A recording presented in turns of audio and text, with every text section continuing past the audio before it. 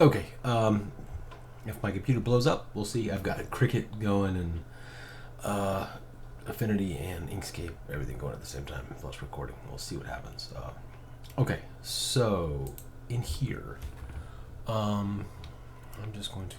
There's your template. I'm going to start a new document. I'll just make it letter size. Like we're gonna print is in landscape, but that's fine. I'm gonna go in place your template in here. I'm just going to verify down here that it's 3.51, whatever. That's fine. I could change it if I wanted to make it perfect. I'm going to end up changing that anyways. Now, this is the simplest way. I would just go and place this Christmas paper, say that I found. Obviously this is too small. I just found something on the internet real fast. But in the layers panel, just grab a hold of this name and drag it down over to that name. And I see what you mean. Huh. That is really odd. I've never seen anything like that. It must have been a mask. Okay. Well, this is what we're doing. I believe you. That's really odd. That's a shape with no background. Well, let me double check. Just for our sanity, and so we can tell them what's going on with their stuff. Make a square, make it red. And then above it, no, there's no background there. That's the damnedest thing I've ever seen. Huh. And if I put anything over top of it, it's square. Okay. Well, the hell with that. What we're going to do is go into Inkscape. And this is how you would fix something like this. Normally I would just draw the shape. When I have a picture, I just use rectangles and circles and stuff and weld them together. But I'm going to go in and import. You could copy and paste it as well, but I'm just going to go in here to my downloads and open your template. Now it's going to show up in here as a PNG, and you'll know that by because it's all fuzzy. But anyways, you're going to go up to path and this trace bitmap right here, and it's going to show up in a little panel like this. This threshold is the only one you really need to worry about. So if you turn it down too much, you'll see like there's some fuzzy in there, and it sort of comes into focus. If you push it too far, it'll go black. So on an image like this, it's real simple. If you watch, you'll see that, I don't know if you can see it all, but right above the hole on the panel over here, you'll see that it starts to sort of grow toward the edge, and you don't want that. So just sort of put it right there and hit apply. This goes away. It doesn't look like anything happened, but this is your PNG now. I mean your SVG. And then this is your old PNG. You can delete that and throw it away, but you'll notice that when I zoom in with the control, I'll hold down control and use the wheel, it's no longer fuzzy. That's an SVG. And when you go to a node tool or something like that, you can edit these features. But anyways, so now we have this, and I'm just gonna go with it selected. I'm just gonna like cut it or copy it, either one, and go straight into Affinity and just paste it in here. And then we'll do the same thing. We're going to verify it's 3.5 inches. It added a thousandth of an inch. Who gives a crap? What I would do, I'm going to do the same thing. I'm going to go back into place and put the Christmas paper on here. We'll just double check that this works this time. And we'll take that Christmas paper. Yeah, so now we have it on to our shape. Now, this is just me. This is what I would do. You can open this back up. This is your path, this is your paper, so you can click the paper and move it around the way you want to and size it, that kind of stuff. You click on the path, it's going to move the whole thing. Anyways, so just from this is a group, this is the child layer, and this is the parent, if that makes any sense. But what I would do, I would get rid of that hole because that's going to print, you know what I mean? When you go to print this out, you don't want that hole there because it's going to, you're going to have to hit that like a bullet. And if you don't, then you're gonna have a big white hole in your print, in your design. So what I would do is, with this selected, go up to your node tool. You can hit A or whatever, and zoom in. You see those 4 circles? Get rid of those damn things. Okay.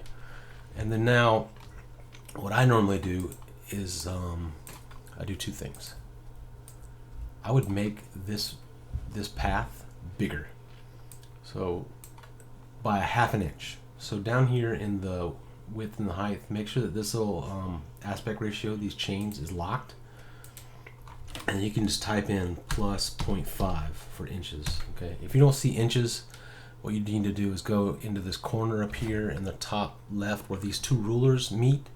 If you don't have rulers, you need to go to Window and is it in here? I think it's rulers, or is it View? View, Show Rulers.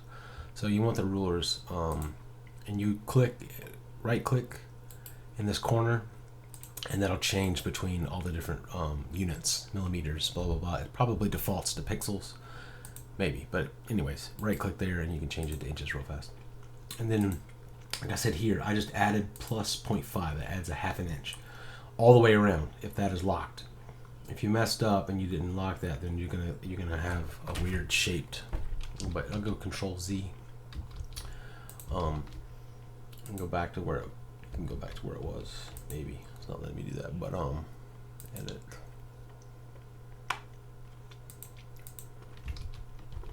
Yeah, okay. So back to 3.5 inches. If I were to have this unlocked and add 0.5, it's just going to do the width. So you don't want that. You want the width and the height to go together. So lock those 2 together. I'm going to add that 0.5 inch, because now you're going to take your blank and you're going to put it on your print. So imagine that this right now is your piece of paper with that print on it. Of course, it's going to be mirrored, but anyways. And if I go and I place that template on here, now you can set this down, the blank. You don't have that white hole that you have to line up perfectly anymore. And what you do, as long as your image here, like, don't put any of your text toward the edges, you know what I mean? Or any of the important stuff like this star. You could probably move this design around to keep stuff off the edge. But now, when you lay that down and put your tape over here, tape on top of the corners, what you can do is you can measure 1/4 inch from here to here, 1/4 inch from here to here, and that'll help you line it up. You get 1/4 inch on all sides, and then you know that you're centered and you've got your stuff going on. So yeah, I don't know what you're gonna do, if you're gonna put like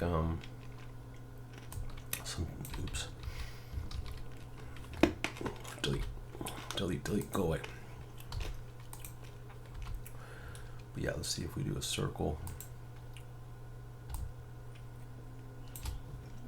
And we'll make no fill. And text.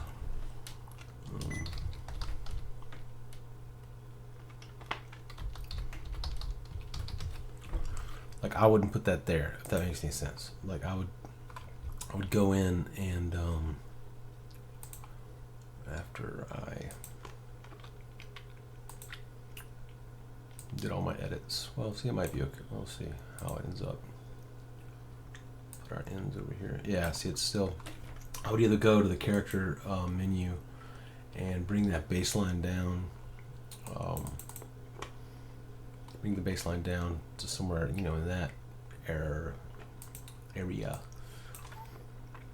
Change the font, whatever. But maybe just make this whole thing smaller. I never remember what the setting, sometimes it tells you down here.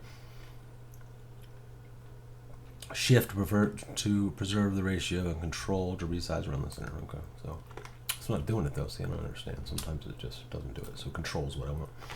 But try to keep it away from that edge. Anyway, that's just a tip of mine. I remove that hole, make this a little bit bigger. But yeah, I don't know what's going on with your thing. So if you can't get that to work, let me know and I'll just send you the SVG. But that's messed up. But yeah, I would go, and you could just go right off this Facebook post that you and I are talking on. Go to the one that you sent first, not that one because it's like a screenshot. Just this one. Right click, copy, go into Inkscape, paste, go to path, go to trace bitmap, put the slider just about dead in the middle, hit apply, cut it, go over here, paste it, and then you can just save this file as whatever. You save it as just an Affinity file and bring it up later and add stuff onto it to your heart's content, but it should be fine now. Just drag that one over that one. Actually, where did it go? There it is. Yeah, you're good to go. But I would definitely go in here and use the A tool, the node tool, and zoom in and get rid of those stupid things. And then you can, the other thing is, you can do it with a pencil when you're done printing it out. But if you've got something that needs to go straight up and down, I usually go in and take a pencil and just mark a line so that I know which way's the top, which way's up. And then you can line your circle up with that, obviously, just to make sure, because this is sort of symmetrical up and down on the vertical axis or the horizontal axis. So once you've got it printed, you just put a blank on there. Sometimes your brain can go a little wonky.